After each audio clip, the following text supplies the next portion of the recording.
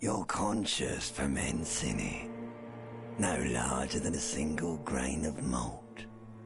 You don't have to do anything anymore. Ever. Never, ever.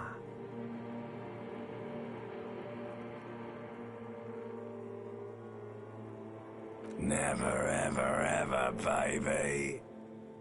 An inordinate amount of time passes. It is utterly void of struggle. No ex-wives are contained within it. Yes, it is. An awareness creeps up on you. A mass lies hidden in your dead angle, soaking in some lurid acidic sauce. It's bloated and shameful, a pool of meat surrounding you. This is a terrible line of questioning, and it will only lead to more awareness of the meat thing. Ex-love, ex-tenderness. It is foolish of you to resurface to the loss. Not after all the damage you suffered to get here. Some of it irreversible. Stay. Sail with me through the abyss of pelagic zone.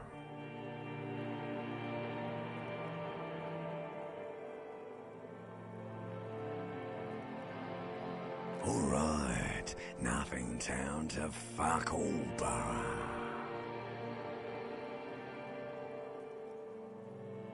Great choice, Elder One.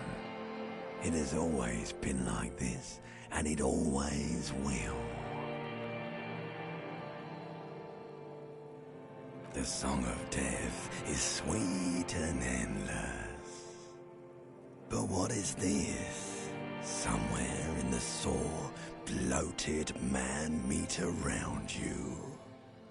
A sensation. Like a fly to the ointment, your conscience sticks to it. The limbed and headed machine of pain and undignified suffering is firing up again.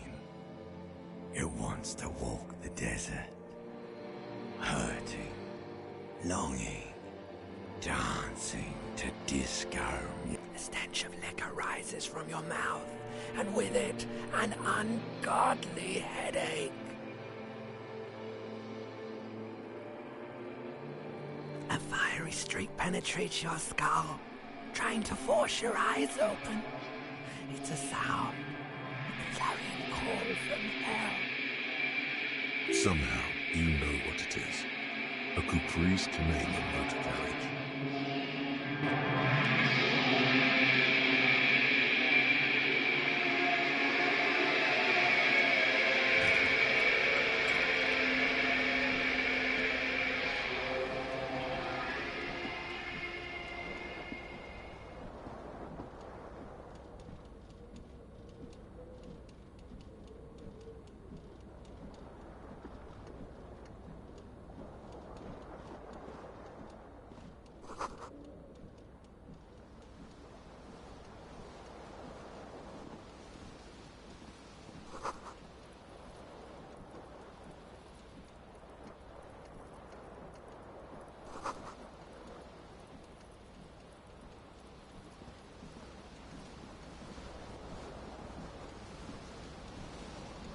The window stands broken in its frame.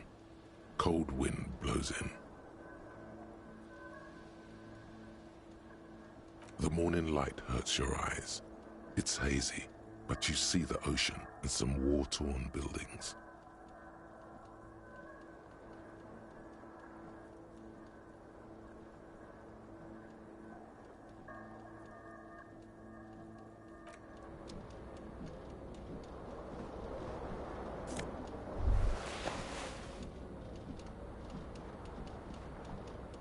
This fan has two chain pull switches. One ends in a tiny fan, the other in a light. You reach out to grab the tie, but what's this? Diffuse, radiating chest pain. Doom comes over you. This is bad. Feels like sharp stones grinding in your chest and keeping you from moving. For quite a long time. Still ongoing. Now is finally, the pressure recedes. You find yourself covered in cold sweat and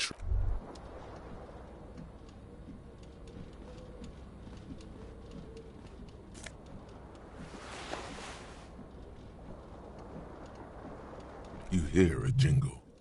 Keys are clinking in the pocket of your flare-cut pants. It says, whirling in rags, on the aluminium keyring. There is a single key on the ring. The number 1 is etched on it. It should open the door.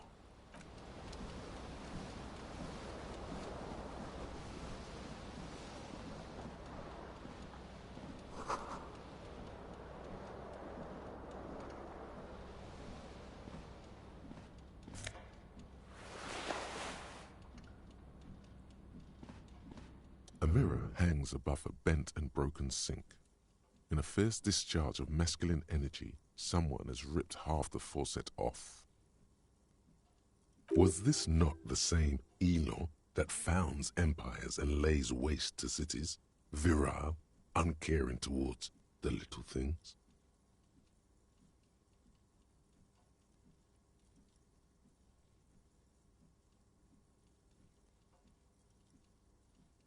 Probably not, no.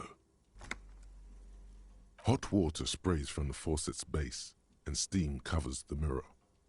You cannot see yourself, just a vague impression of a man. Suddenly, you realize you have no memory of the face that awaits you there, underneath the soft vapor. As you slowly reach your hand towards the surface of the mirror.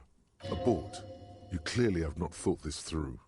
You won't like what you see there, and you will never unbecome it. Behold.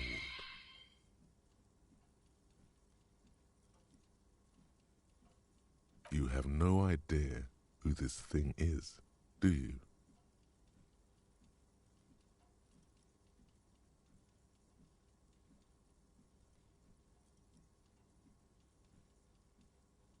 Too late. You clearly have rigor mortis on your face. Or wait, is that an expression? Are you trying to make an expression with that face? Why? Please stop. It's horrible. You're scaring yourself. You can't, can you? It's like it's not even voluntary anymore. You have worn that grin into your face, and now it won't come off. What does it even mean? What is the emotion you're trying to convey?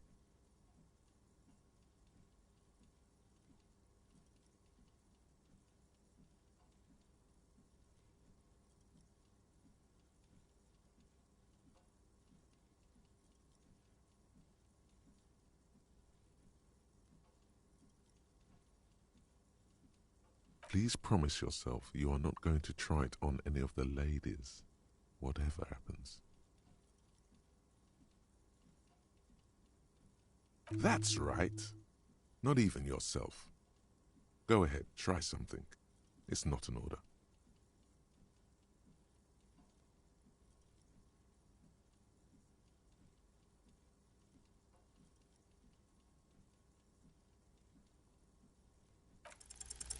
It belongs in the new, the 3rd decade of the current century.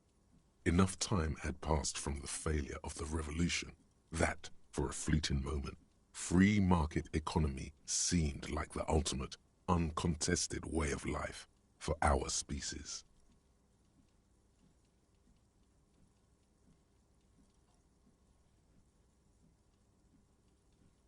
Things were good. It was smooth sailing. People made gold and champagne-tinted interiors and facades to suit the times, calling this the new style. But more importantly, disco happened.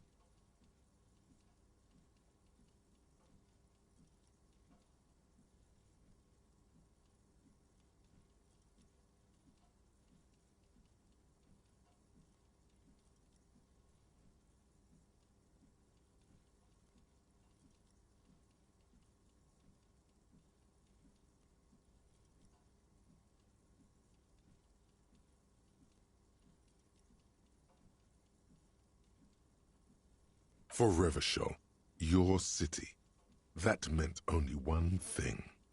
Guillaume le Million. If it doesn't rhyme, you're not pronouncing it right. Out of the dazzling swirl of disco music, in an open-air boîte de nuit, somewhere in Revachol West, Guillaume's blonde mane appeared on the screen. He sang some bullshit. Then he made the expression. You have some understanding of the near history of disco. The rest is darkness, aside from the useless fact that the motor carriage outside was a caprice canema. Everyone loved it. Maybe you thought some of the stardust would rub off on you. Maybe it did. Either way, it's all gone now. Only the grimace remains. The click is used to spur on a horse. It also features heavily in Guillaume le Million's regional mega hit, Don't Worry, Your Pretty Little Head. Some 20-odd years. There is a vast ocean of time between right now and the expression. Looking good on you, or anyone. Humanity has run aground in that time. It's a different world now. The expression is a relic. It doesn't have to be. You can swoon over Guillaume and his champagne-corked smile whenever you want to. Maybe some of the stardust will return.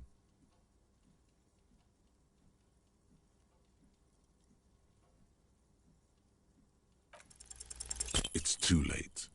Like an image on film. The expression belongs to your primary motor cortex. It would take a minor neurological miracle for you to cease producing it.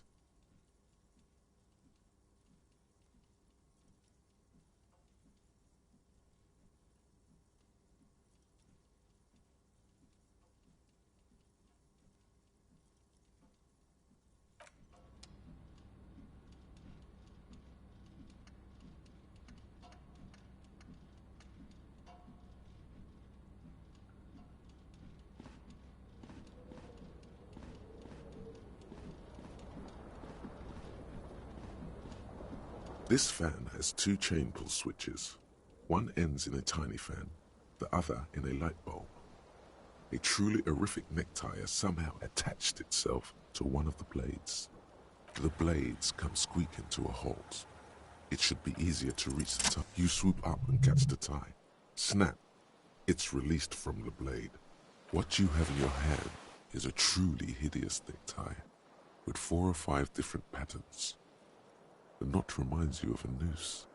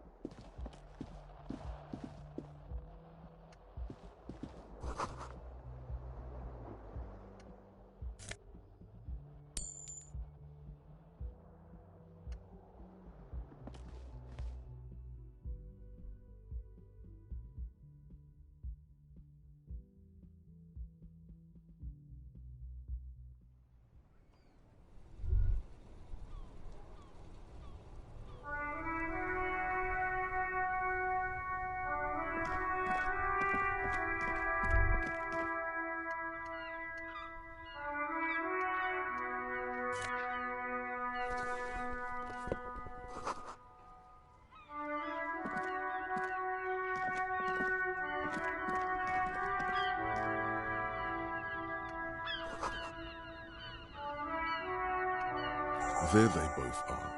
Two identical shoes, both copiously green and indiscriminately snakeskin, reunited on your feet. Like two baby crocodiles. Good, they're balanced, comfy. Feels like the only good thing about you right now, truth be told.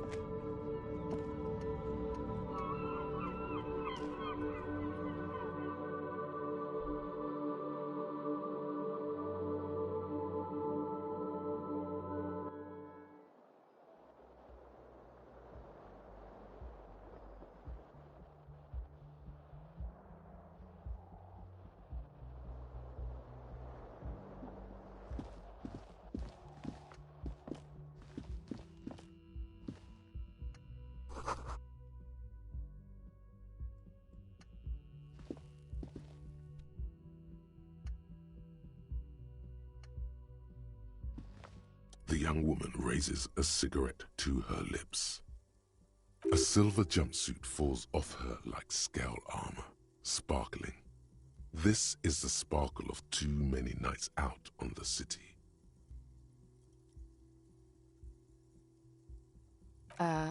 No.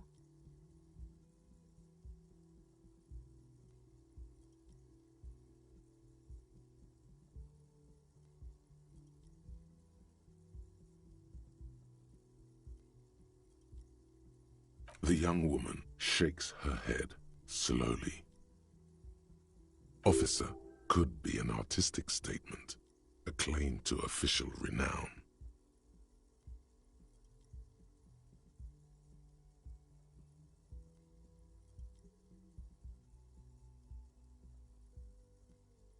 No. You're a police officer, sir.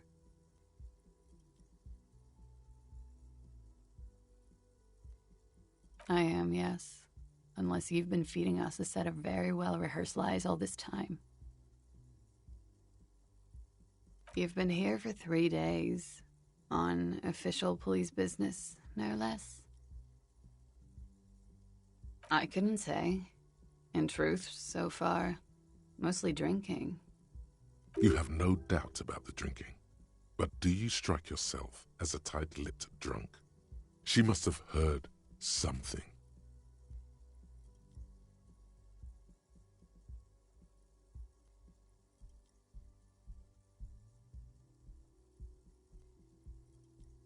She nods.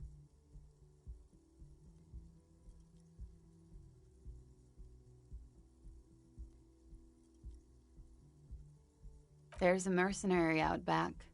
He's been hanged. The body has been there for a week now. The locals probably got tired of it and called the cops. I didn't mean to overwhelm you with information. You seem a bit lost, officer. She nods. Good monologue.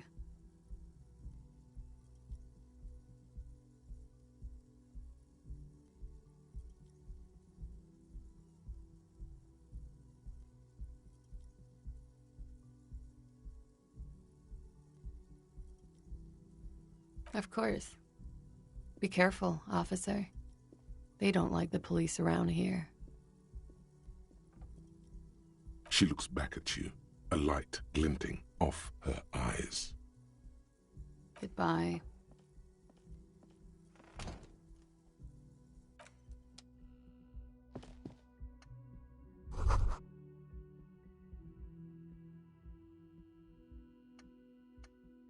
You should pick that fat, juicy cigarette butt from the tray, light it up, and smoke the living shit out of it.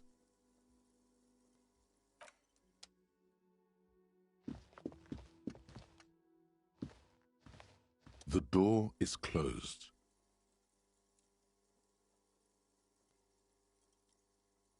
There is no answer. You hear the shower being turned on. Somewhere inside, a tremendous loneliness comes over you.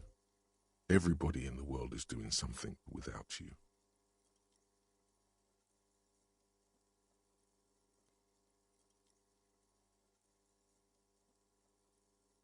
The door is closed.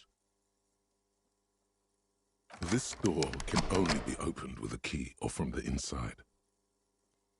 Still no answer. Still nothing.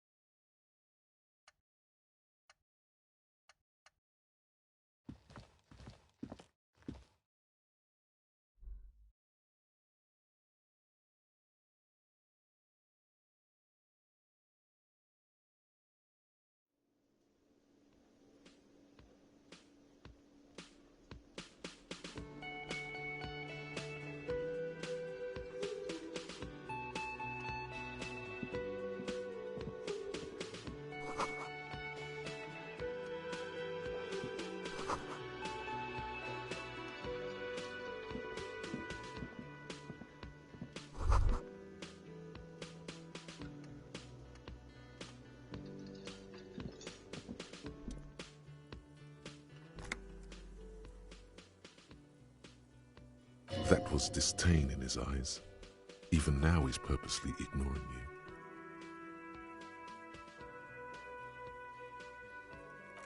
Oh no, you're a hero. A real hero cop. Could the massive property damage upstairs have anything to do with this? Am I? Or did you ride in, take the body down, solve the murder, and not trash my hostel room? No, you see, actually, you didn't. You haven't done anything even remotely useful since you got here. No, I haven't seen you around. I'm not always here.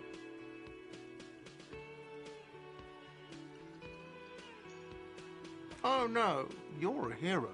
Could the massive property damage upstairs have anything... Am I? Or did you ride in, take the body down, solve the murder? Oh, it's not? You're right. It's not. No, I'm not the bartender. I'm the cafeteria manager. I have 3 cafeterias to manage. 3. Sylvie tends the bar here, not me. She just, you know... His eyes dart from left to right. This man isn't lying, but he is hiding something. So now you're a cop. Oh, forget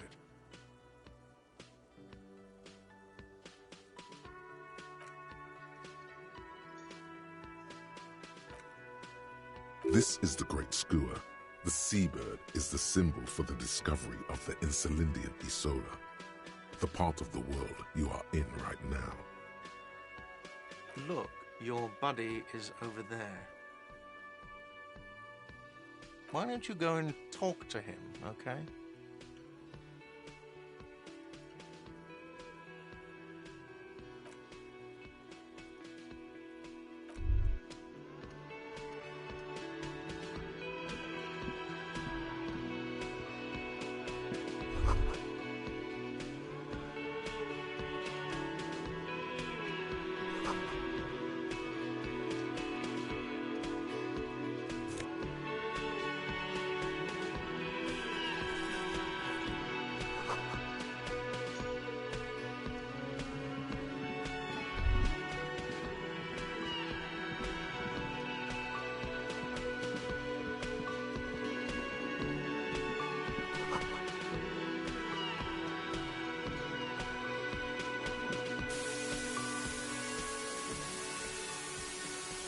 on the counter rolled out of his open hand. You see a blister pack of headache medicine.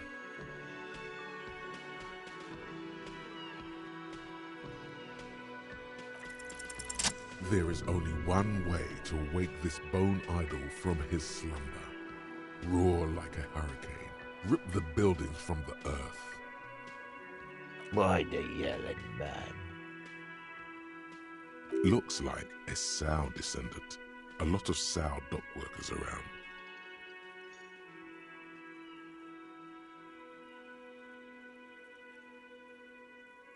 Really? You woke me up for that? Fine. What is it, officer?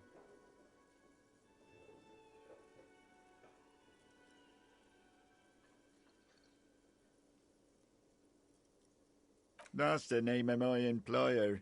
I work in logistics. He doesn't sound too enthusiastic about this. How's it going?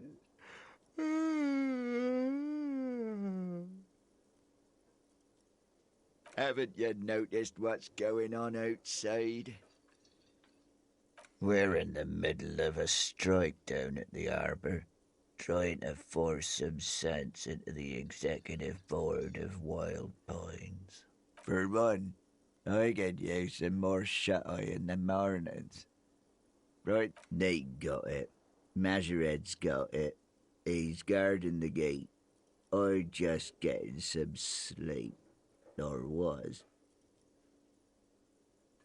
We are. The workers. The union. We know what we need. What's right for us.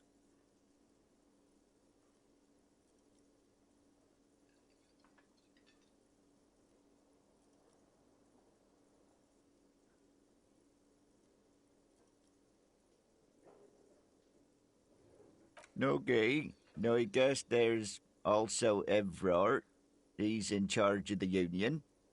He's smart, knows how to negotiate. He's got our back. The dock worker doesn't answer. His head is already back down on the table, in sweet sleep.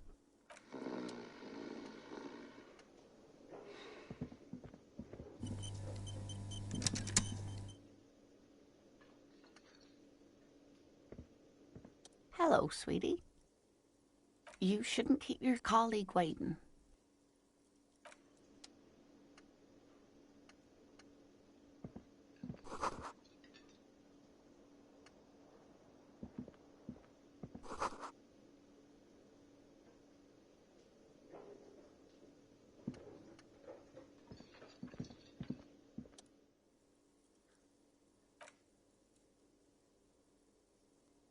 Hello.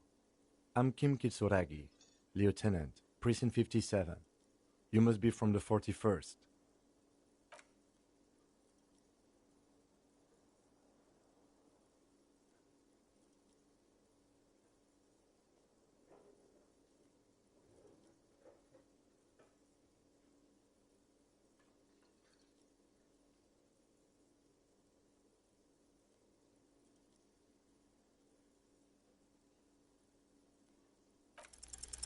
Concentration makes you squint your eyes. Your name should be deep gold and orange, like a forest fire looming on the horizon, but mixed with the stench of liquor rising from your breath.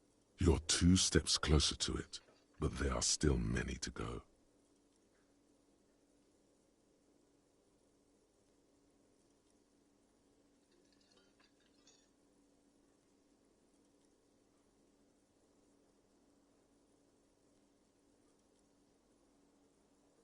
Very well, officer. It looks like we had a little scheduling error on Sunday. Saturday too, actually. Have you had time to talk to the manager here?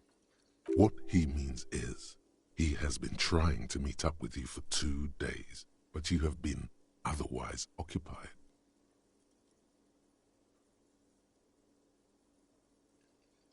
If you don't mind, we should talk to him again. For a rundown of the area. Not, it also wouldn't hurt to assure him the police are finally here. In full force, I mean. Have you mapped out the initial interviews?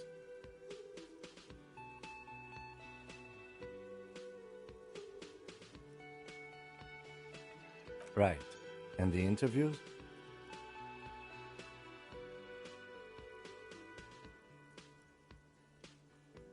Good.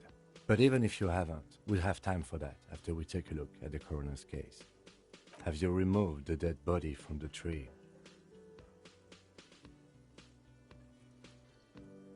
So, the body is still in the tree.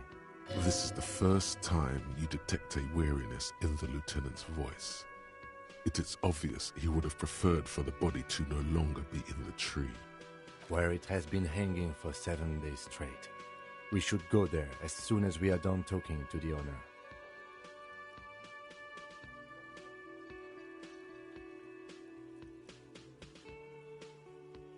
I was sent here to meet a detective from Precinct 41.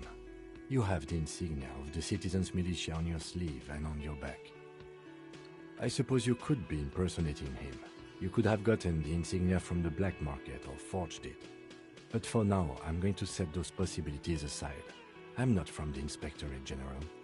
Inspectorate General means internal affairs. What he's saying is he's not from the Rat Squad and isn't supposed to suspect such things.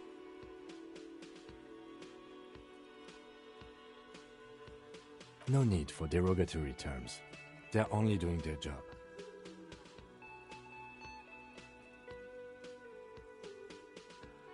Yes. They are not just white rectangles.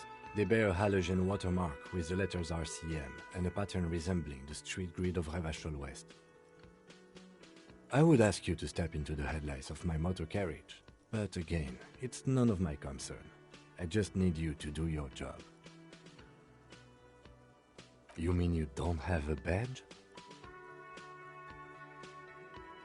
Losing your identification card is a serious matter. My vehicle has a shortwave. You can use it to report your badge missing. I would advise you to locate it as quickly as possible. But getting the body down should still take precedence.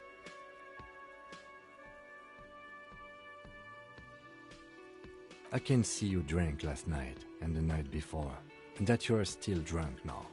But I have seen officers go through worse. Much worse. If you need something for your headache, there is a general store nearby.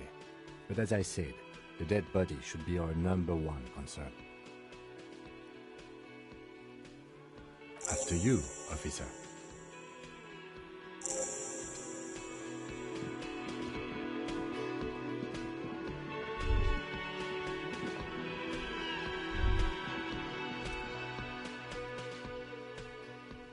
Mr.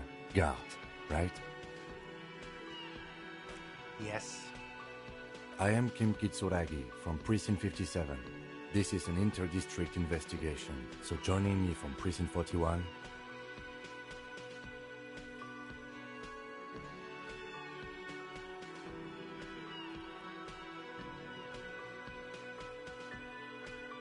Fantastic.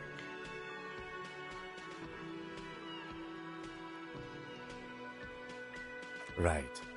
Now, I know it took us a while to arrive at the scene. It also took you a while to call us and report the dead body. It was you who placed the call, yes? No, I only just got here. It was probably Sylvie who called you. She usually works the bar here. I'm only temporarily taking over her duties. Do you have her number?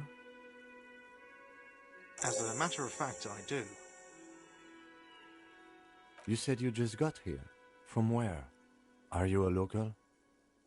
What, of Martinez? No. I live in Jamrock. I only sometimes come here to keep an eye on the place. This is just one of the many, many cafeterias I manage. But you still know your way around, yes? In case we need directions. Yes, I know where some things are, but as I said, I don't live here. I just used to work here. And I'm not going to start working here again, if that's what you think. I didn't imply that. Detective. He probably means this is where you step in and ask your questions.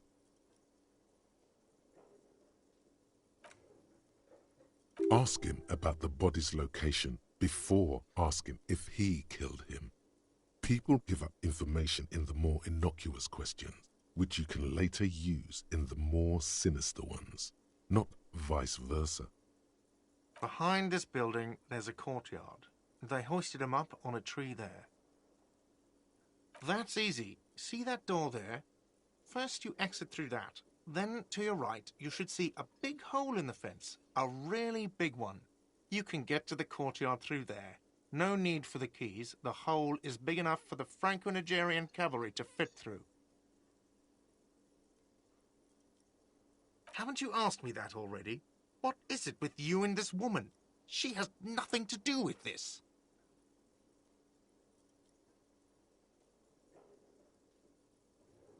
Okay, you got me.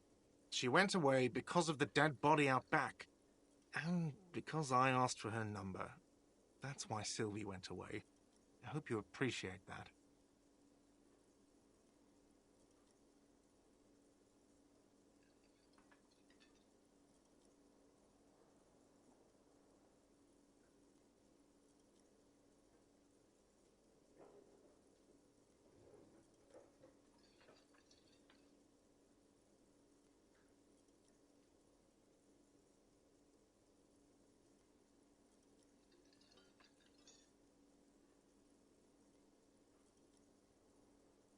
Thank you. Is it? Because I thought you were supposed to be investigating the lynching, not my employer conduct.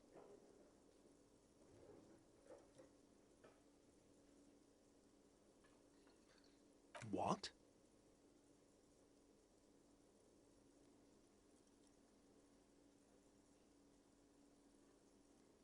Is that so? Mr. Feminist...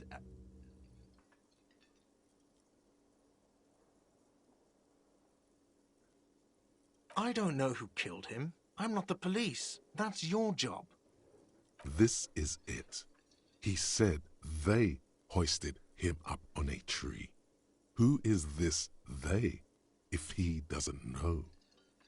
Oh, people are saying it was the union dock workers, that it was a lynching.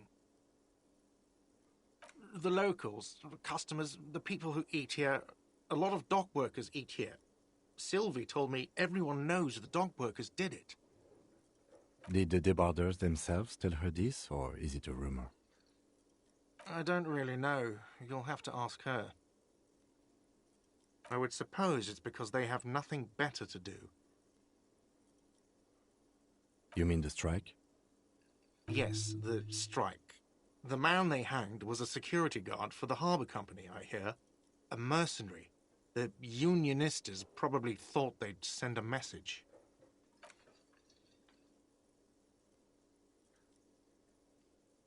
Let's go. Not so fast, Mr. Feminist. You owe me 130 real.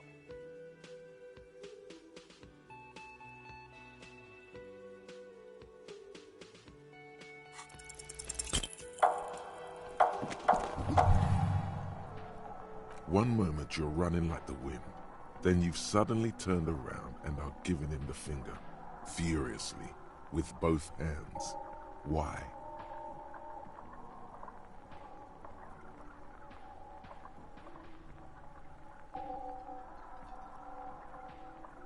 Watch out!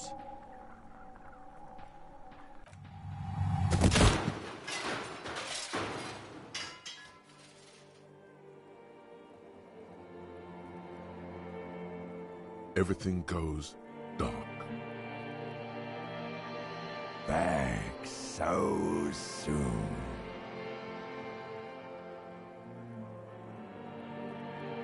Those are the mysteries of the spinal cord. The spinal cord has yet to reveal itself to you. Its mysteries are unholy if it comes off like that. It's because I was wrong to let you go. I should have kept you here. Is it bright where you are? Is it? It doesn't look so, sweetie. Are you okay? No. You have sustained a trauma to your lower neck. In addition, you have strained your left trapezius muscle. Pain surges down your back when you move. The chair took the brunt of it. Don't... Are you sure, ma'am? Yes, yes. Check on him. Sir, I didn't mean for this to happen. I'm sorry. This has always been a cop-friendly place. The drinks are on the house, okay? There were a lot of drinks on the tab. I still have to charge you for 3 nights and the broken window, though. That's 100. He's shaken. Barter now and he'll cave in. Not entirely cool. You still owe me 100 real. If you don't have it by tonight, I can't let you back up there. And for God's sake, watch out for yourself.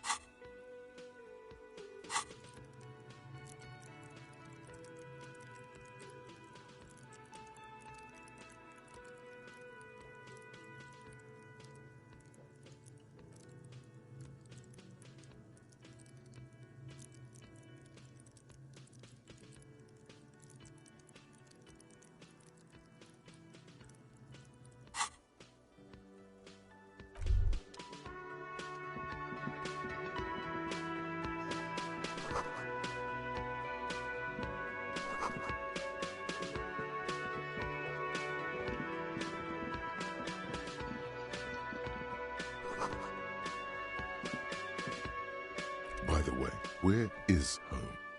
The address is coming up blank, and this place sure isn't it. But you've been at this hostel cafeteria for only 3 nights. Where were you before? You had to be somewhere. You don't really know, do you?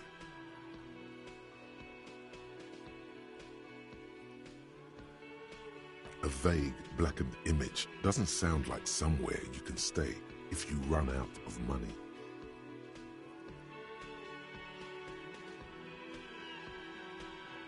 You can try. Run some addresses in your head when you get the time. Maybe a street or an apartment will appear.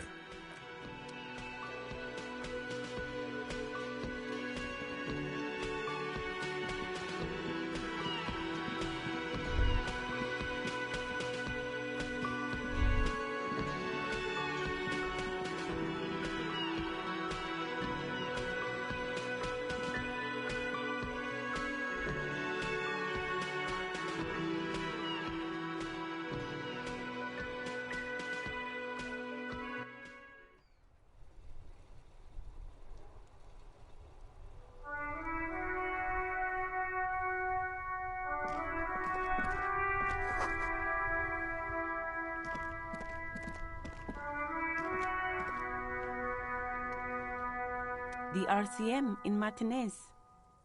What can I help you with? Of course. What can I help you with? Me? I am just a gardener.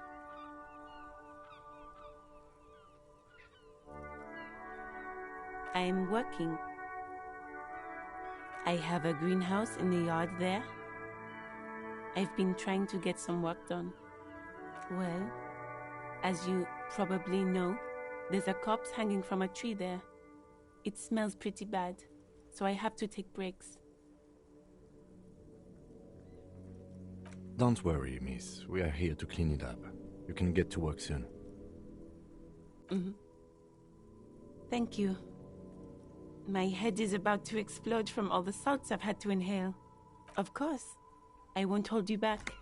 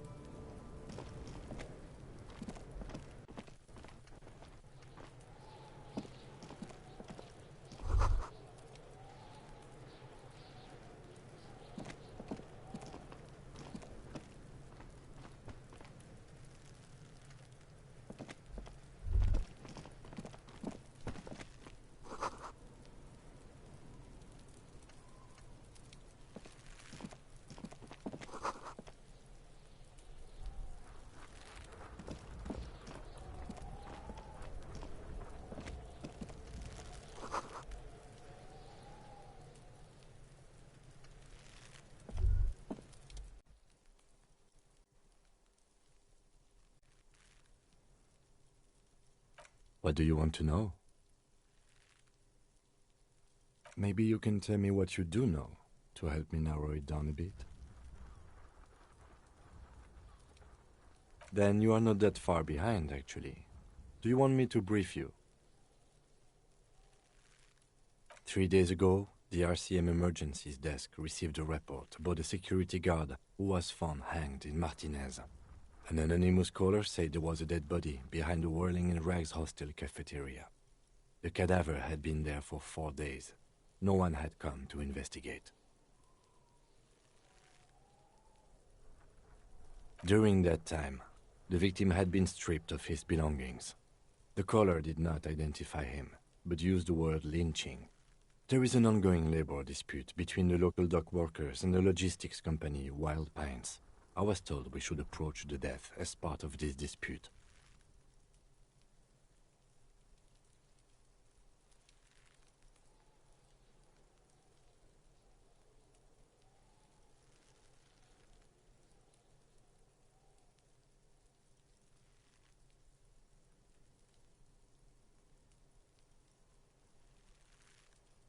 A security guard or worker of some sort, hired by Wild Pines. This was just hearsay from Martinez, of course. We need to find out the truth. They didn't identify themselves in any way. The tone was muffled using a device of some sort. The desk could identify neither the caller's age nor sex. There's a strong prejudice against involving the RCM in what's seen as union matters. The dock workers' union is the de facto police in Martinez.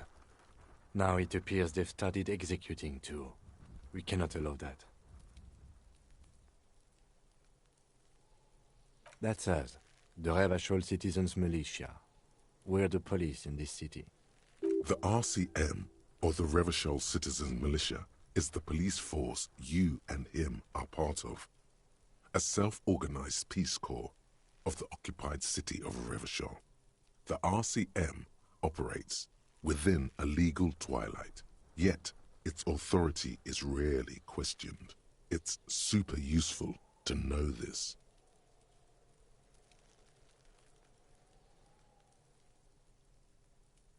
Just to be clear, we are police officers. It's our job to find the killer.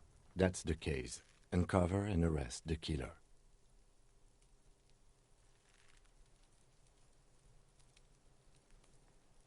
No, it's not a particularly mysterious case.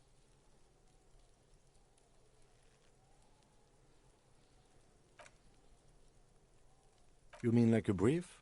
Do you want me to brief you again? There's no reason to wing anything. If you didn't get the brief, that's okay. I did. 3 days ago, the RCM Emergencies Desk received a report about a security guard who was found hanged in. During that time, the victim had been stripped of his belongings. The caller didn't. A security guard or worker of some sort, hired by Wild Pines. This was just hearsay from Martinez, of course. We need to find out the truth. They didn't identify themselves in it. There's a strong prejudice against involving the RCM in what's seen as union matters. That's right. I'm afraid you and I are pawns in a pissing competition. You don't know? I assumed you were in on it. That's good.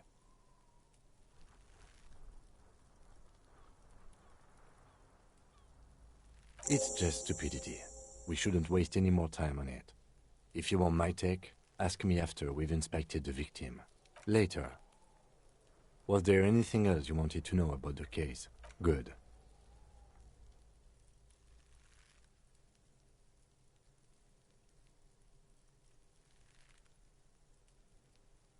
Me? I don't see how my life is pertinent to the investigation. That's a fair point. All right, for the good of the investigation, what do you want to know?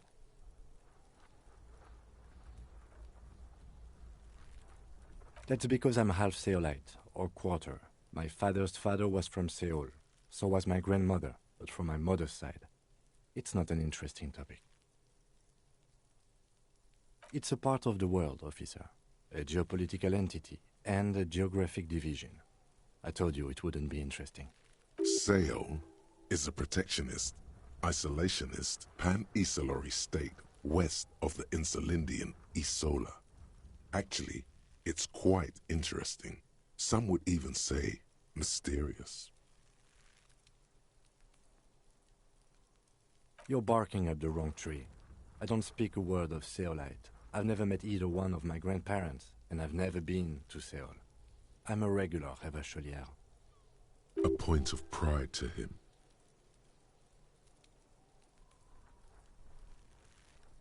That's correct. You feel a slight urge to put the lieutenant down for this, but you can't quite muster enough testosterone.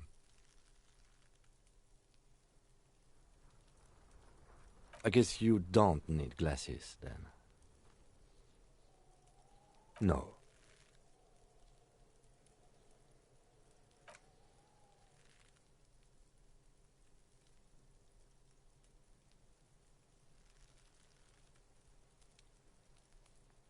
Something the matter, detective?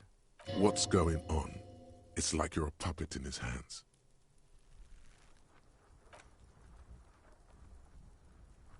What do you mean? I have no idea what you're talking about. The lieutenant's conceptualization skills must be rather rudimentary. I can't say that it does, no. When I need to think, I just use my notebook. We all have our different mediums. His is written. You're super lucid, yet psychedelic. You don't need office supplies to connect to your nervous system.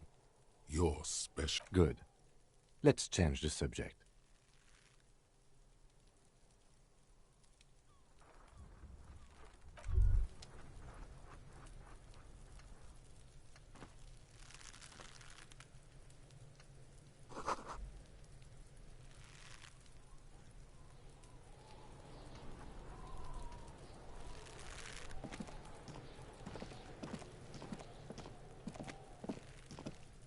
There are several footprints in the mud, left by work boots. Anywhere from 6 to 12 pairs have walked here. Heavy workers' boots with reinforced toes and hobnails. Or isn't this something an industrial worker would wear?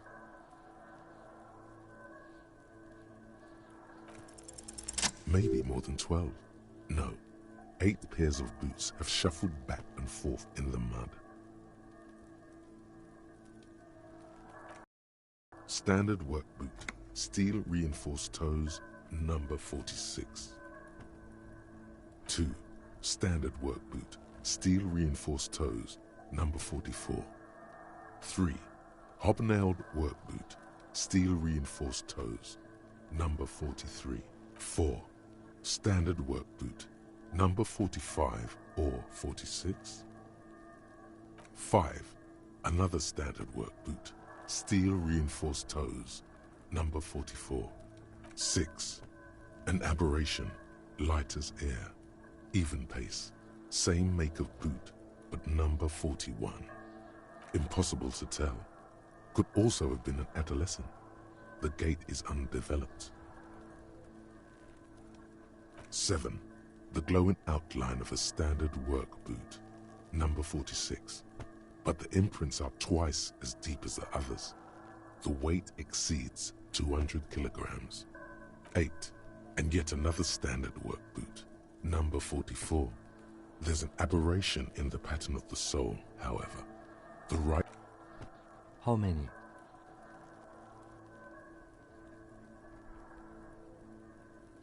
I was pretty off then. I counted 20.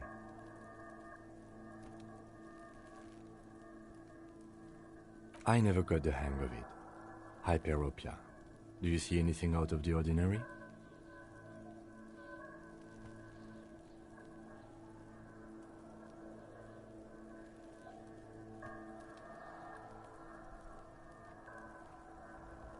$200? Could it be the combined weight of 2 people, one carrying the other who's tied up? Let's say a heavily built worker carrying a similarly built, soon-to-be-dead man. He might be right. 200 kilograms of living weight is unlikely.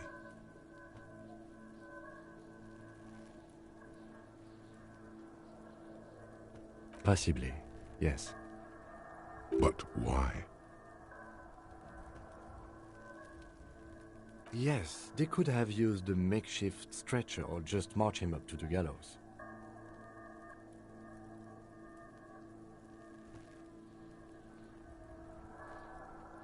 You have a point there. Anyway, it's something to consider. What else can you see? A woman or a kid? Understood. Anything else? Interesting. Let's name it the Odd Soul. Someone operating a workbench with a pedal? Like a joiner at the harbor. Or maybe a drummer? No, it's not. Forget I said it. We are not looking for a drummer. Perhaps it could be a driver. A driver would wear out the right shoe before the left. The accelerator is on the right. We should keep our eyes open around the traffic jam. See whether anyone strikes out as a potential suspect. Seems prudent, no? Mm-hmm.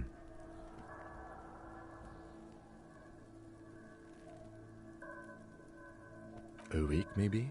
7 days would fit the time frame provided to us by the caller, who reported the hanging. It is not impossible. I pulled last week's forecast for coastal Havashol. 7 days below freezing. The day before, the day of his hanging, was the last warm day. Correct again. Sub-zero temperatures would preserve the tracks in a good state. The commotion here could have taken place a week ago. What do I think? A mob of people brought something heavy to the tree. One of them was carrying the victim. They shuffled around, especially under the tree. Then, after hoisting him up, they stood in a semicircle facing his direction. At first glance, this appears to be a lynching. Indeed.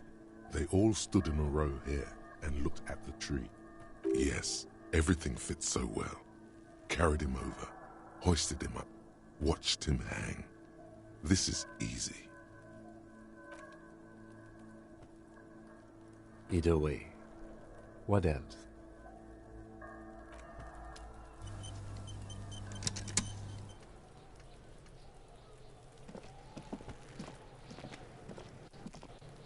Kuno's got this!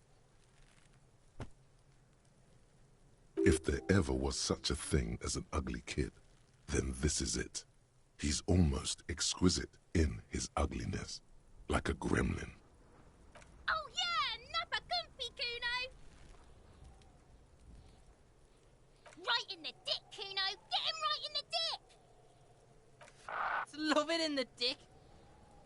The boy is sweating profusely.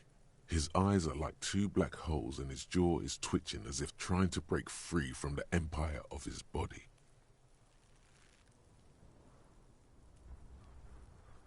Fuck that! Kuno, yeah! Right in the mouthhole! Shits himself? The rake, Kuno! You should throw the rake at him, Kuno!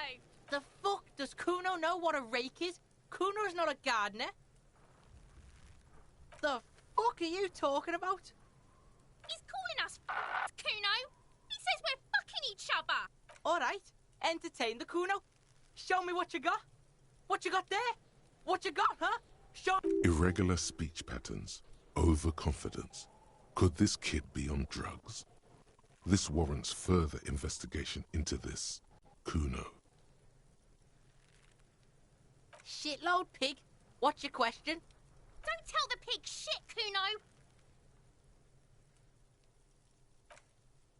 If I were to want to waste my time, which I do not, I would ask them who he is, how he got there, and the usual.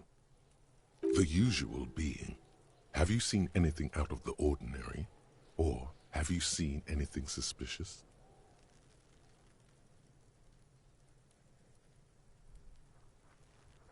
Just a couple of pigs sniffing around in the dirt. That seems pretty fucking suspicious to Kuno. Yeah, you tell the faggoty, Kuno! Looks like you're a faggoty now, whatever that means. The suspicion... Kuno's fuck imp. Kuno uses the fuck imp for target practice.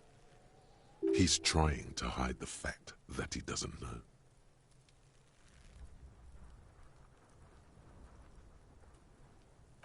knows what you meant. Kuno's not a snitch, that's all. Trying to make Kuno sing into the popo phone. Probably climbed. Kuno was busy down the road when that shit went down. You heard Kuno. Kuno wasn't even in Martinez. Kuno wasn't in Revachol. Kuno wasn't regional. I don't know. Some fucking... Mesk or I don't know. Some other place. Night City. Kuno was in fucking Night City. There is no Night City anywhere. That sounds like the name of a city in some pulp science fiction novel. Why you gotta be riding Kuno's ass? You haven't been where Kuno's been. You haven't been in Kuno's head. You wanna know where Kuno was? You wanna know what Kuno's been fucking up to? Don't tell him that, Kuno. It's lame. It's not fucking lame. Kuno's building Kuno's City. Night City. Raid City. Lame. That's the name of Kuno's City, bitch. Get the fuck off Kuno's back. This shit ain't about that. It's impossible to deduce what it is about. At least... You're testing Kuno's patience here. Get lost,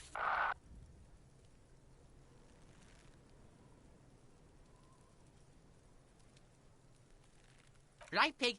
This is where Kuno plays with his little wooden choo-choo. Fuck do you want with it? Look at that fucking shit. You're trying to get Kuno killed. Fuck does Kuno know? Kuno's not a fucking acrobat. It's a trap, Kuno. Don't climb it, Kuno.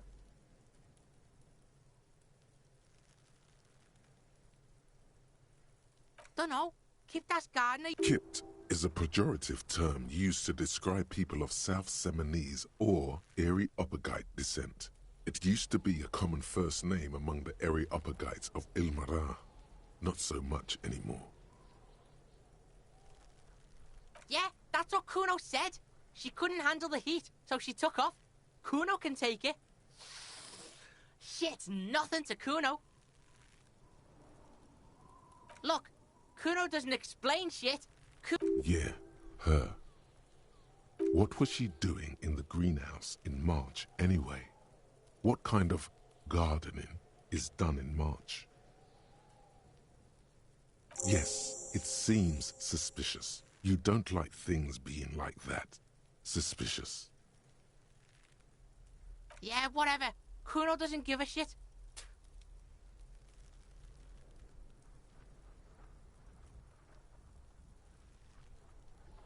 Kuno doesn't fucking care.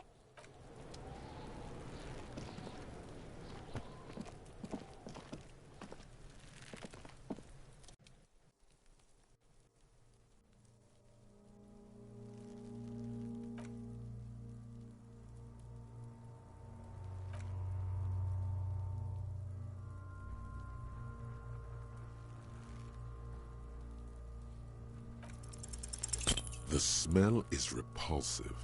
It pushes in from your mouth, more instant and more familiar than anything you'd expected, more fever than odor.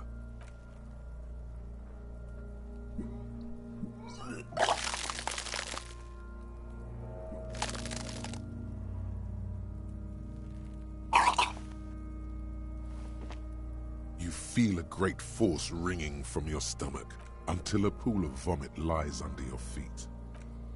Keep it. The hangover is clearly making this worse for you. You could use some ammonia to clear your head. That young woman, the gardener, mentioned she used salts for the smell. If she doesn't have any, there might be some in the fruit store nearby.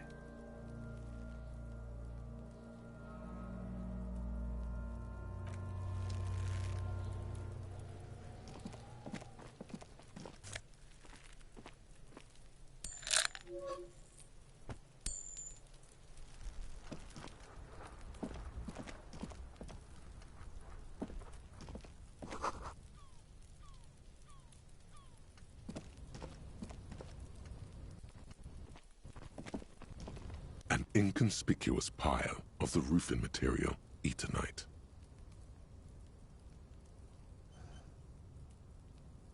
It's nothing. Someone just left some roofing material slanted against an old shack. It's nothing. Someone just left some roofing material slanted against an...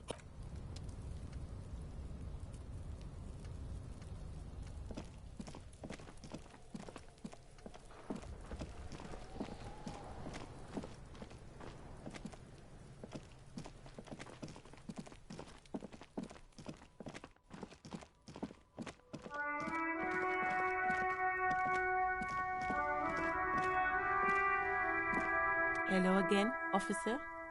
How are things? Sure, I'm done with them. Go easy on that stuff. It gave me a terrible headache. Well, this might be the last snow we get. At least I hope so. Snow has nutrients in it. Helps everything green up in the spring. At least that's what my grandma always told me. Yes, think about the cute grandma, not the weird snow.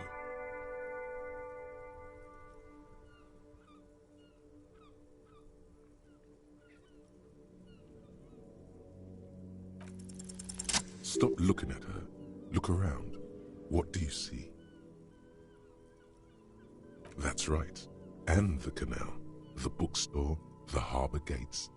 This is a great vantage point for keeping an eye on you.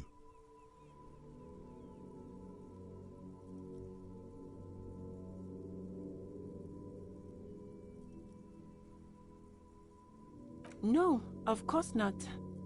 I don't understand what this is about. The kid did this, right? The red-haired rat? Can't say a sentence without or kipped. He's always giving me trouble. Maybe you shouldn't be. I mean, you do your job, but that kid is beyond help, and he certainly won't help you. You've been resting here for quite a while, haven't you? Yes, I'm tired. I understand. The RCM isn't welcome here, and the locals want to keep an eye on us. There's silence, the smallest of smiles. That's okay, miss. Do what you have to do.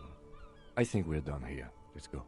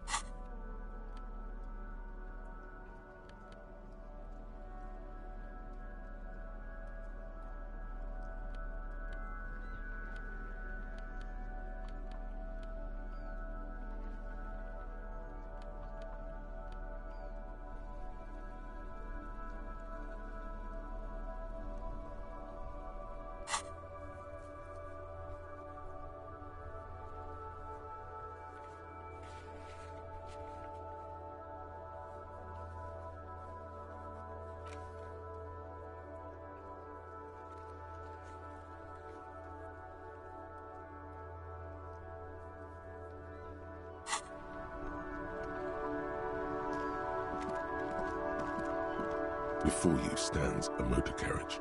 The bodywork is covered in blue and white livery.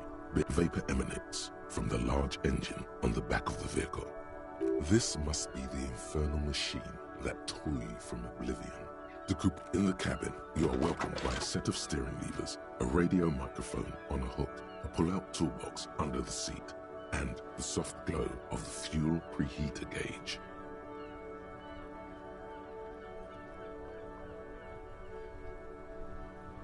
frequency tableau lights up, and a green button labeled Prime Line. The soft purr of electrical kittens, radio waves cast far and wide. This is Precinct 57. Hello, Lieutenant. How may I assist you? Hello, Alice. Please assist our colleague from the 41st Precinct here. I'm putting him on.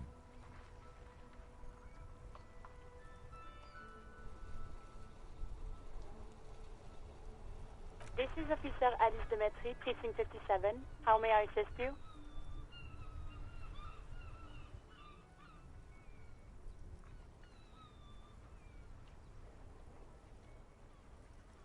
Of course. What is her number, officer? Yes, hold on.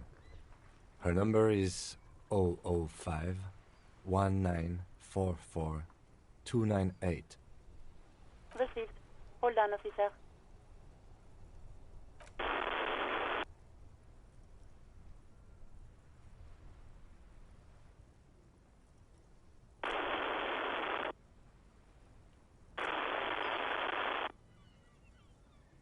Lieutenant Kitsuragi slowly begins to tap a little rhythm with his right foot. Quite a lot of time has passed.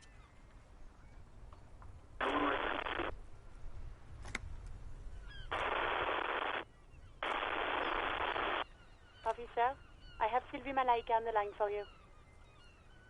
Yes, hello?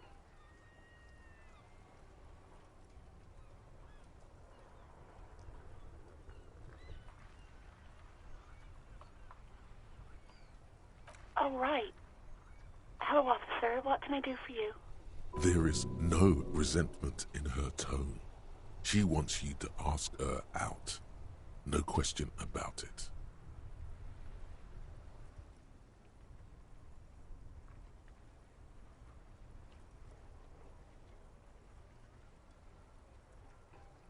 You mean, why did I leave the bar? Honestly, I'm not really comfortable discussing it with you, sir.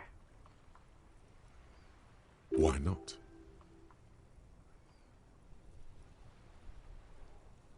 What? No, why would you even think that?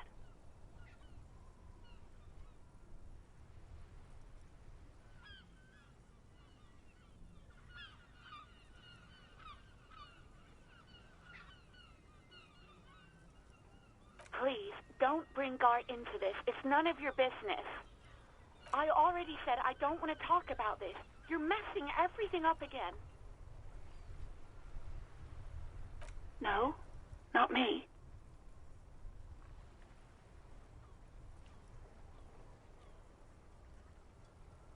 No, sorry. I don't. Not a lot of people have phones around here. Copper thieves take the wires. People don't have the money to have the cables put in again. They use the Union's phone, or the one on the coast. So the Union has a phone, and there's one further down the coast. Got it. It was someone else. We'll find them sooner or later, officer. It just might take a while.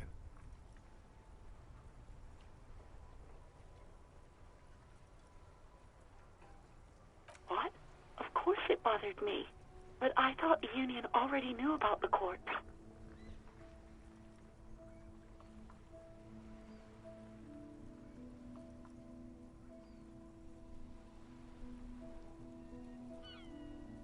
No one calls the police.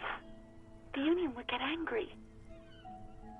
You know, what the Union says goes. People listen to them and they take care of their own, which is like everyone here.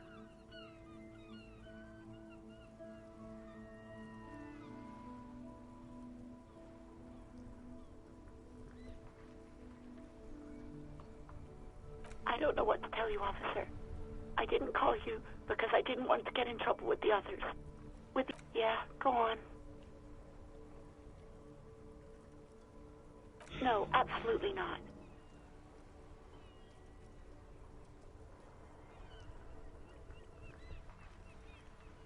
I do hope so.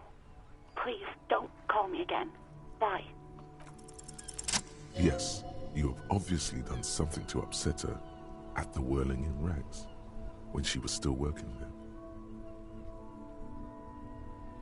I'm not mad. It's just you were so drunk and so emotional all the time, and then the skua thing happened. It just made me want to quit. The stuffed bird, the great skua. You threw it against the wall while screaming, "Fuck that bird," and laughing like I think you said it had been giving you shit ever since you got there.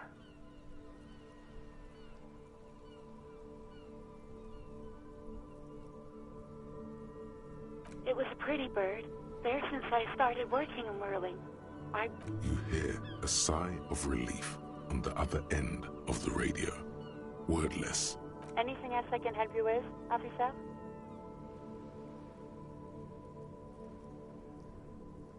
Just a second, officer. 10-2, 10-5.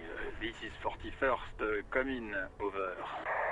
The man uses relay code. You've got this. You're a cop. 10-4, message received. 10-5, relay message. What's your status? Over. 10-18, state your message, sir. 10-9, over. 10-4, message received. This is a very serious situation. I need to 10-22 the captain. Over. Is it him? What does he want? Says he lost his badge and needs to report it. He what? He lost his badge? Who lost his badge? Dick fucking Mullen. Who do you think? It's Officer Dick Mullen from the bestseller Dick Mullen and the Lost Identity. Dick Mullen is not your name. It's the name of a fictional detective who would not lose his badge. Defend yourself. Immediately. They're laughing at you.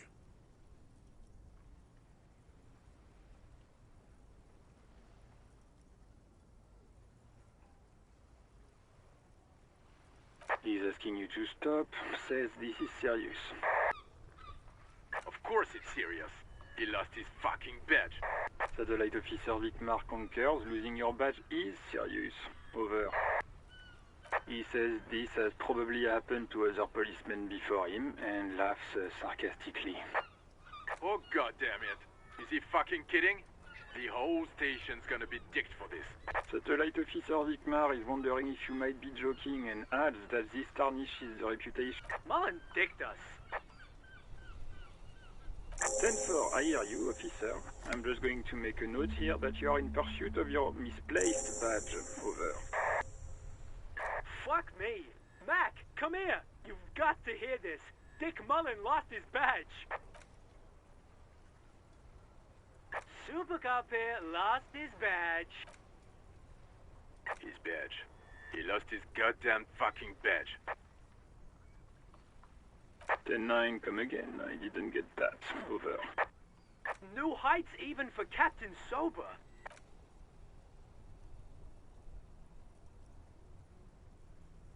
Sergeant Orson wants to know if you lost your gun too. Over. Check your pockets. Check your... Holy fuck. You don't know where it is, do you?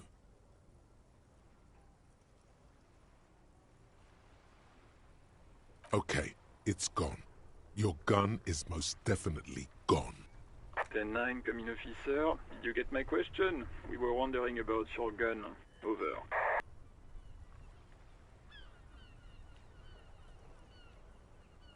Ten 1, you're breaking up. 10-9, repeat please. Over. Lying over the phone? It's easy. Just say it like it's the truth, and then it becomes it. He says he didn't. Thank God for that. That would have been a nightmare. I don't even want to imagine the poor prick who has to relate. Losing his badge is bad enough. Tell him to find it, and fast. We can't have some gangbanger running around with it. We're all glad to hear you've not lost your gun, officer. You need further assistance. Over.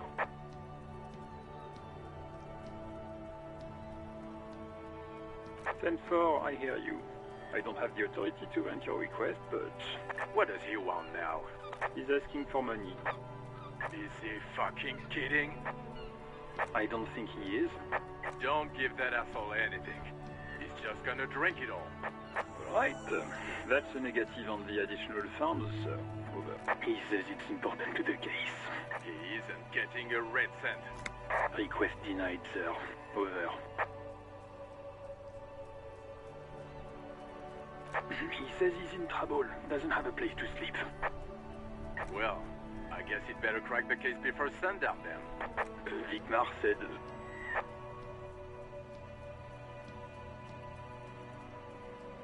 Anything else, sir?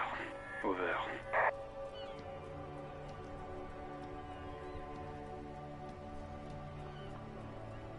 Roger that. 10-10. Over and out. The white suede feels luxurious under the touch, and the metal clutch handle so very familiar in your palm. A metallic drawer slides out from under the seat and clicks into place. Take what you need, officer. It's going to be a long case. I'm not protective of my tools, like some men are. He's clearly a little protective of his tools. But what can you do? Work is work.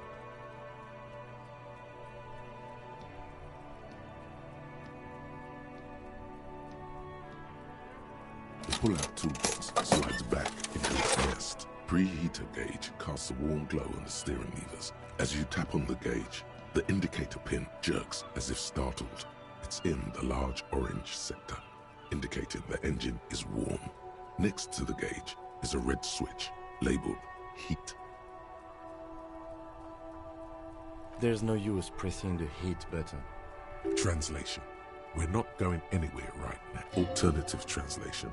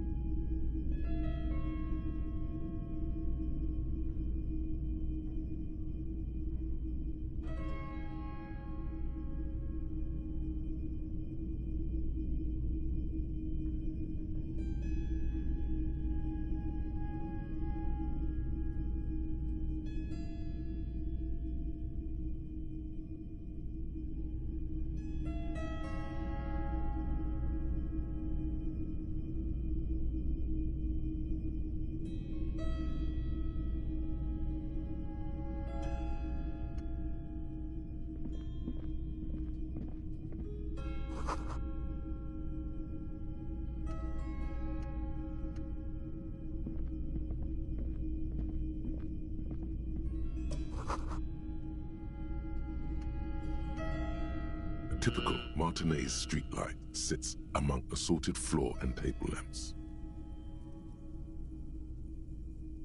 The light pole has been carefully cut, and the wiring has been redone and attached to a standard indoor plug. The light buzzes faintly, but persistently.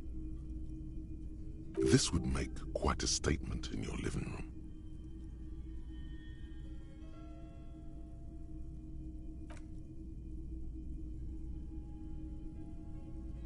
We are not here to investigate the theft of city property.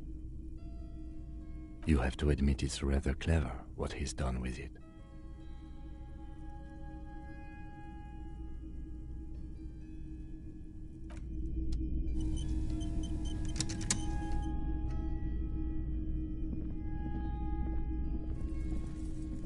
You see rows of toy soldiers guarding the rest of the trinkets displayed on the table. Some on horseback, big men on big horses, clad in lamella armor and carrying flintlocks, the kind that would mow down a line of enemy soldiers in the blink of an eye. Franco-Nigerian knights. I used to be very serious about these guys. They're not all blue. These figurines also wear gold coats and caps, complemented by orange trousers. They are very...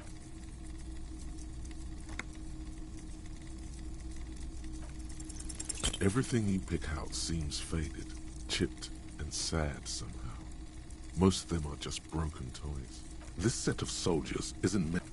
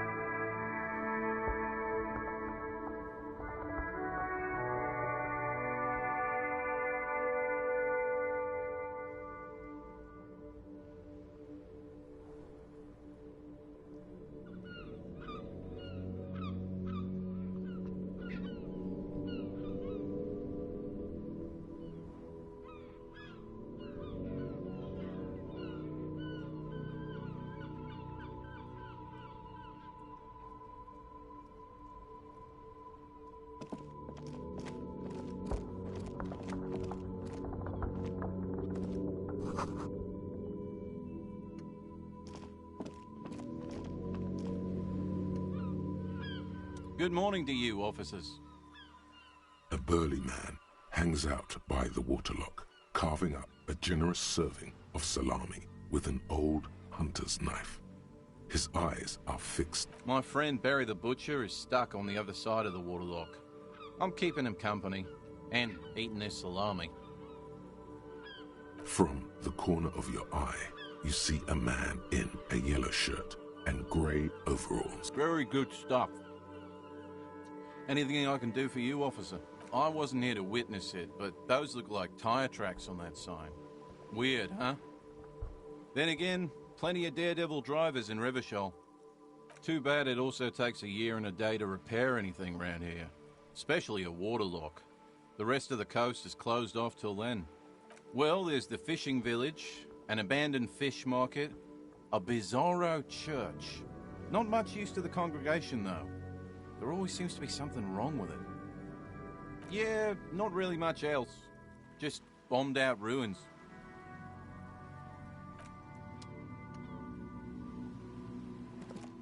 A couple of indicator lights are missing from this control panel. Loose wires dangle from the now vacant holes. In the middle is a lever.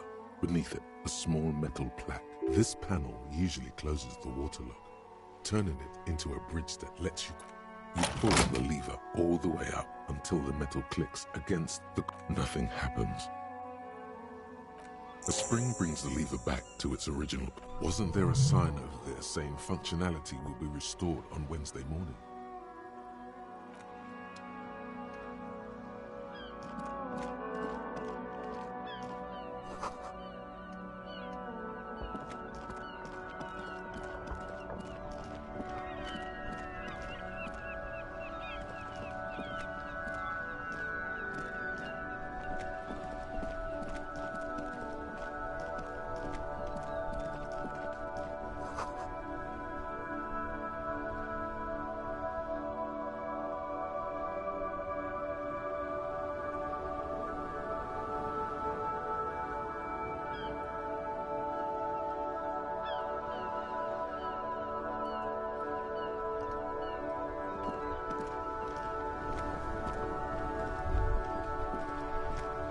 Life doesn't need to be as... I'll be with you in a moment, officer. Let me just finish my sandwich. Talk to Angry Hog René first.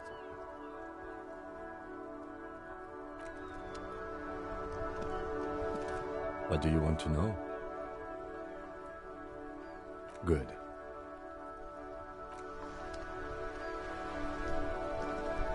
Have you no shame?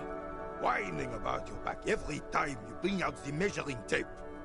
René, you're a man with a fork in a world of soup. Please, let's just try to enjoy the game, all right? I'm trying to, but you keep breaking my concentration. You're old. I can see that. We're both old.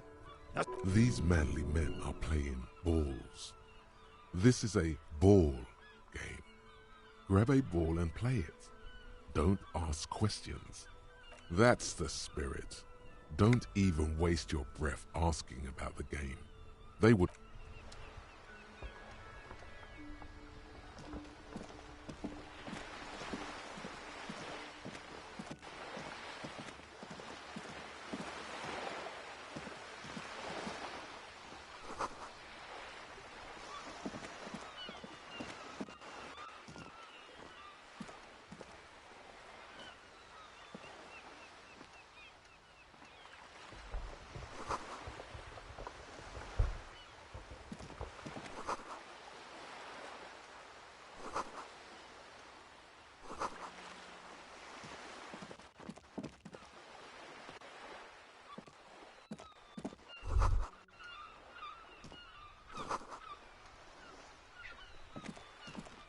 Hello, sir. Step right in. The store is open. Are you interested in a new and exciting book? Okay, sir. I'll try to answer any questions you have. I hope... My name is Annette, sir. My mum, her name is Plaisance. She owns the store. She's inside minding the register or organising the stock. Feel free to step in and browse our wares. I'm signalling that the store is open. Otherwise, people might not know. They'd miss out on the crime, romance and biographies of famous people. Thank you, sir. I'm happy to help Mum out with the store. My name is Annette, sir. Feel free to step in and browse our wares. I do my studies at home at the moment. I have to help Mum keep this place running. Mum says it's necessary to do both because it builds character. Mum says a proper worker is dutiful. That's how you get ahead. Mum says it's peachy. She was a little afraid at first.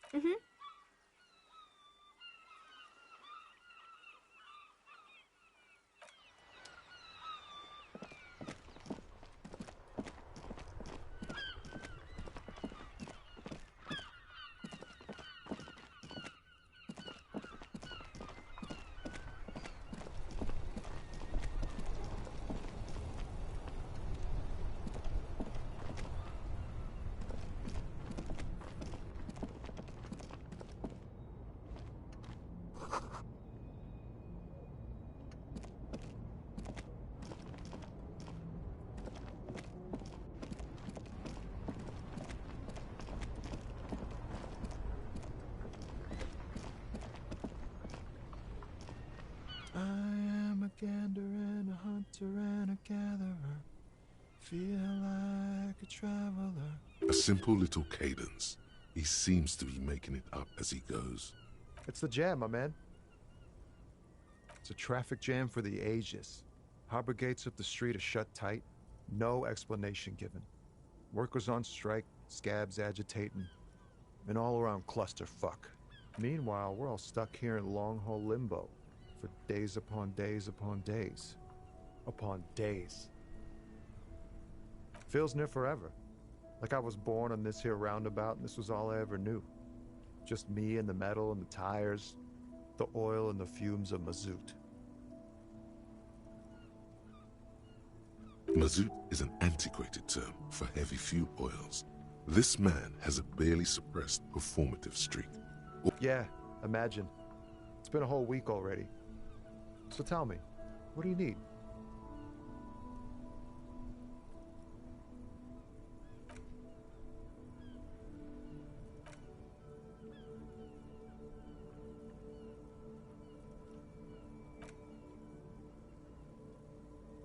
Ah, yes, from the Wild Pines. We'll meet her soon enough, I'm sure.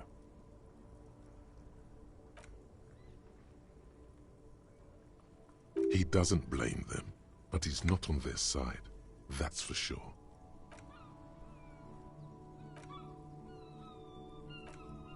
What's better than chasing transient pleasures? The more transient, the better.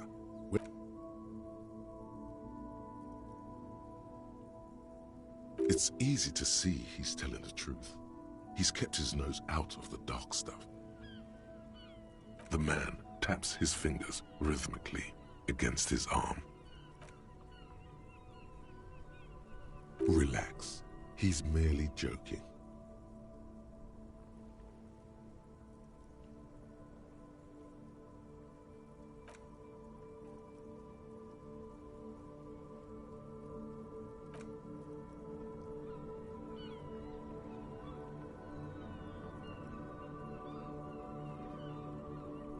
The man taps his fingers rhythmically.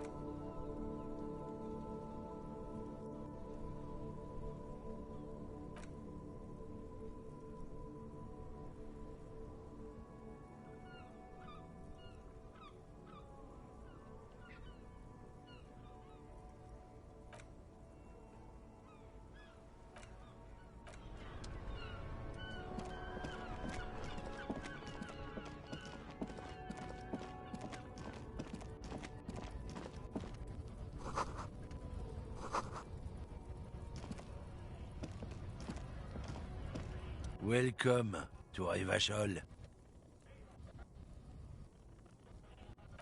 Don't you welcome to Revachol me.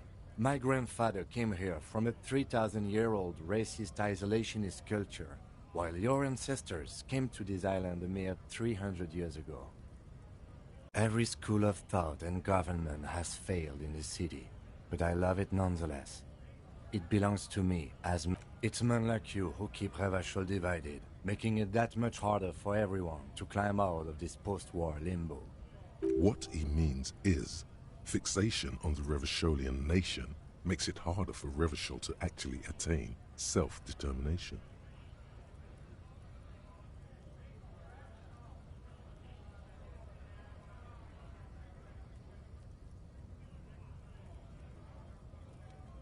Oh, come on, man. I just said, welcome to Revachol. It's a lorry driver thing. I know exactly what you meant. You think my kind doesn't belong here. But you see, I'm an officer of the RCM. It's actually my job to make sure you behave. I would advise you to remember that. Silence. The becomes tense. Your partner needs backup. Now's your moment to shine.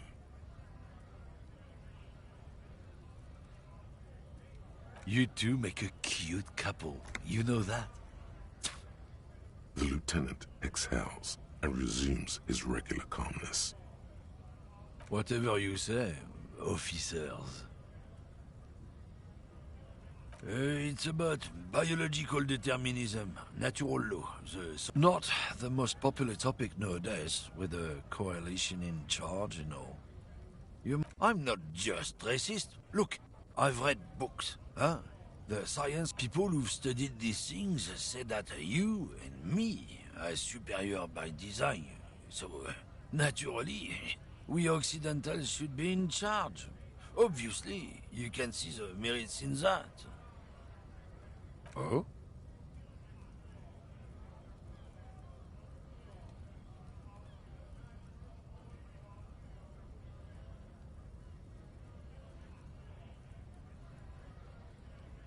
Don't push your luck, Runt.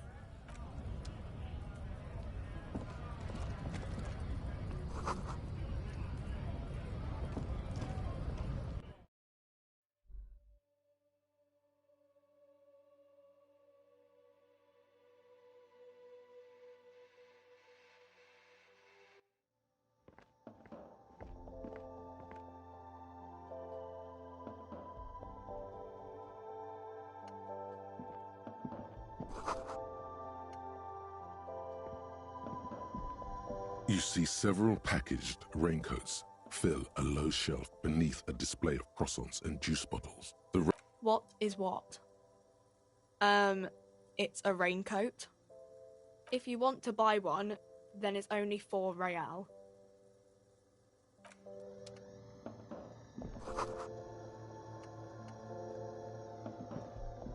Welcome to Frit. Feel free to look around or something. Everything. What's that magazine she's reading? I don't know. Frit? I think they think that the extra T makes it funkier. The story goes that normal fritta with 2 T's. Okay. I'm not really supposed to be chatting to anyone, but, I don't really know anything. I mean, I know it's there, but I haven't seen it, so not really. No. I didn't know him at all. I don't know, really long. I don't know. No need to worry. It's just standard procedure for us to ask around. Okay. Uh-huh.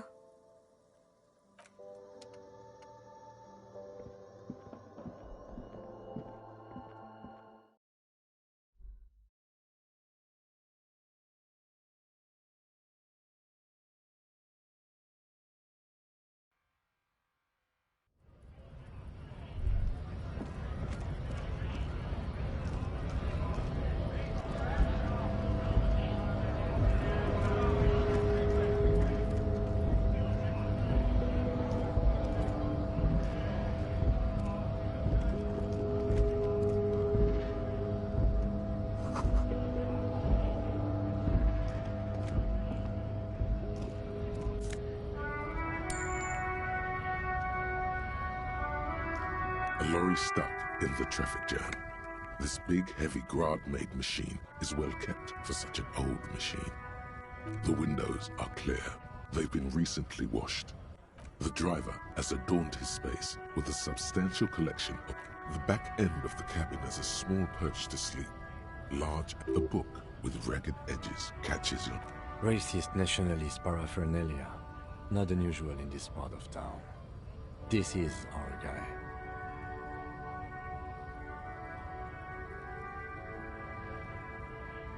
Likely, yes. This guy's proud of who he is. Drapes it all over his machine.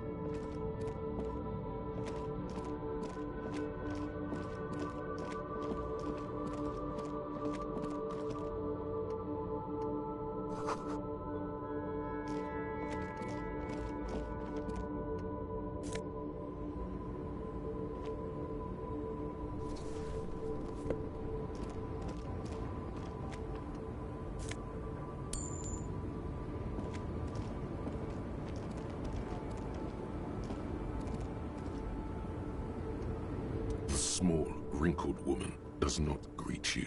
She nods along to something on her radio.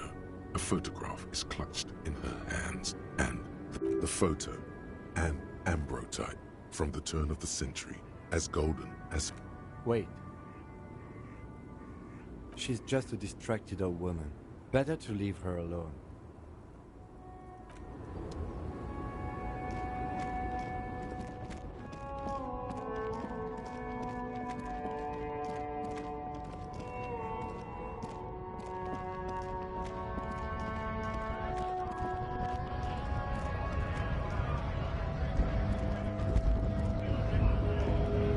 Bastards! We have a right to work! Hold up and stay frosty, everyone! Cops are here! You here to fuck with us? Beat the honest worker down? We're here to fight for a cause. Strikes usually have problems with people who have causes. Ha! Couldn't handle us. Besides, we're no that duff, right? Right. Workers.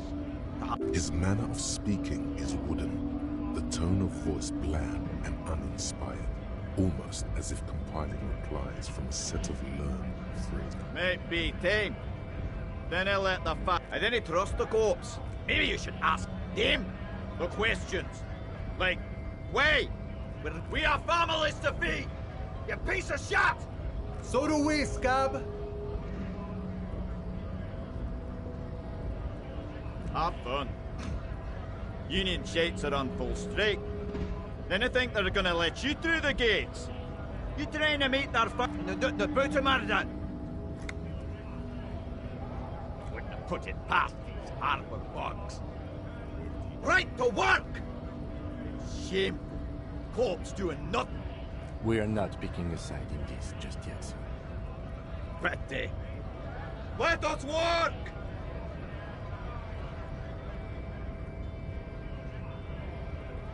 We were promised work. We'd be in there, working, if the bastards hadn't shot main gate. And I didn't mean the scrawny mess punk either. I mean, head measurer. Or whatever he is. Like civilized folk, you mean? These native fucks. It would be better for the neighborhood if you went home. At least for now. If you can't get in anyway. No! They will give up. Eventually. Or get drunk. Leave the button unguarded.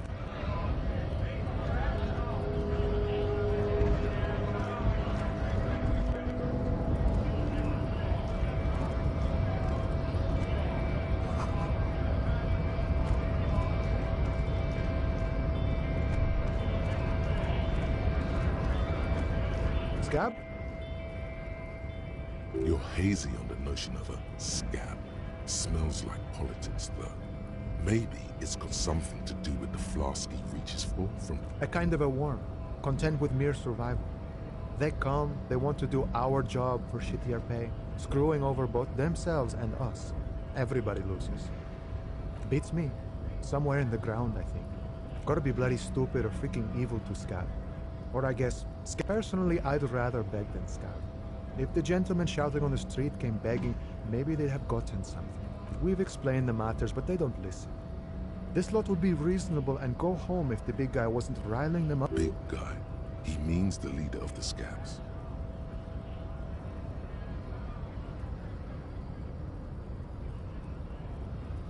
Good one, officer. Don't worry, we here have solidarity with the RCM. Imagine, you cops going on a strike, but then another cop comes in and says, speaking of, what brings the RCM here?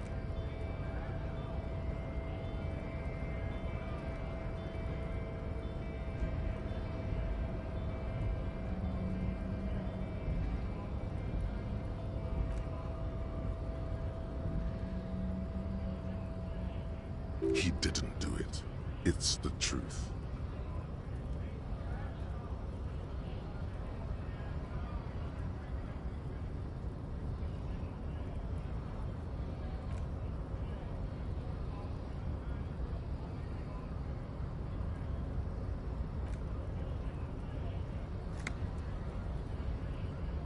If it's so simple, why did the scab leader warn you of the guards blocking the way?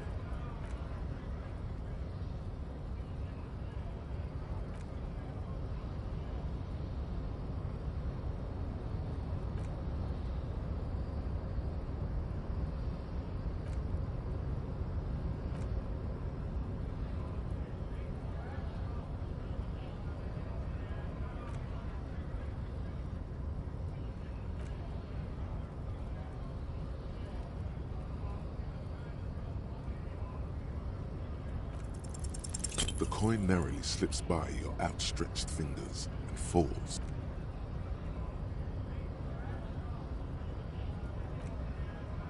Lieutenant Kitsuragi picks up the coin and hands it to you.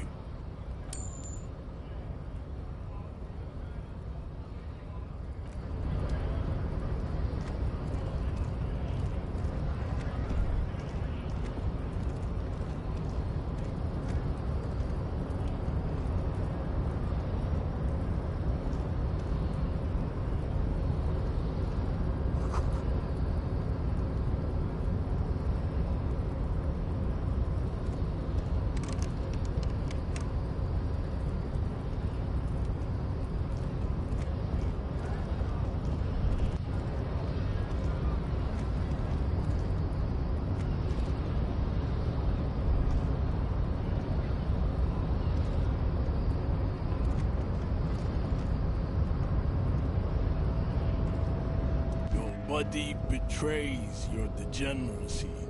Yeah, Measurehead. His body totally betrays his degeneracy. Are you admiring my morphophysiology? It must be frightening to stand in the shadow of this racial pinnacle.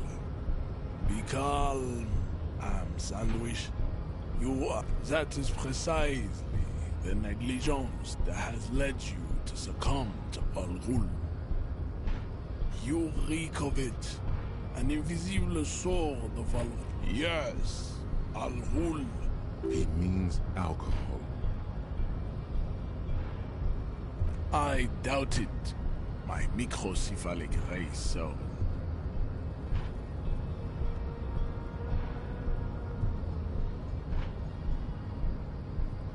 No, you don't. You need to get another drink. Occidental. Does this remind you of someone? The guy down there?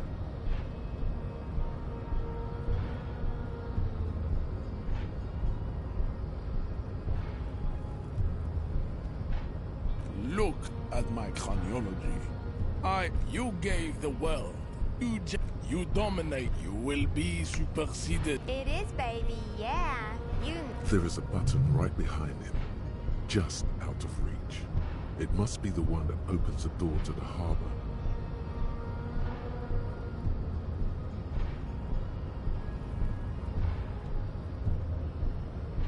It is my task to keep the degenerate drunks from entering the harbor.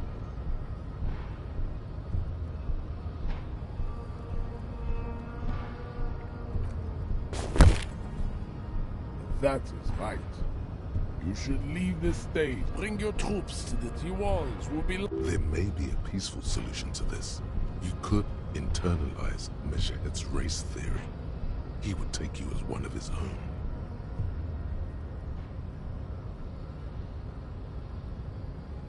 Well, yes. Why? Don't you want to be a Seminese supremacist?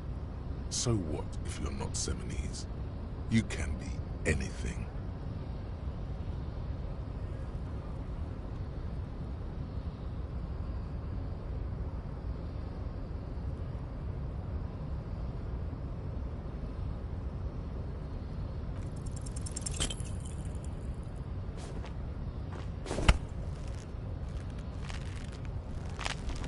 How did this happen? Your little fist is in his giant hand, and you must be out of your mind, degenerate drunk. Say it. Your fist cracks in his hand like a ripe apple. Pain shoots up into your brain as the words to the song have changed.